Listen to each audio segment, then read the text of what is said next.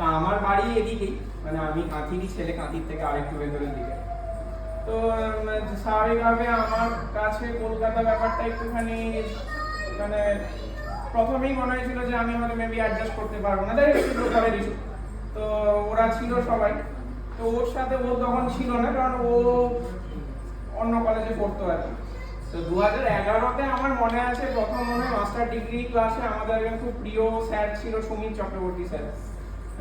তো এসসি স্যারের ক্লাস ছিল, ও মনে হয় এসছে, মানে ওরা নতুন এসছে, এবার নতুনদেরকে বেসিক্যালি বি সেকশনে রাখা হয়।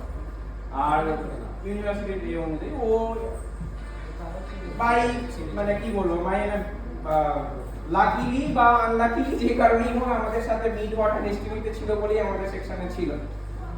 আর প্রথম দিন এসছে, তো আমি বসে আছি কিছু একটা করছিলাম, তো হঠাৎ করে দেখলাম পাশ থেকে একজন কি বলছে জিন্স পরে আছে, একটা হাফ শার্ট পরে আছে।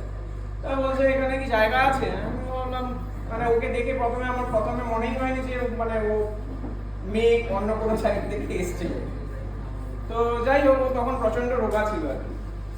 যাই হোক বললাম হ্যাঁ বাঁচে। তো সেই শুরু আর কি 2011-তে।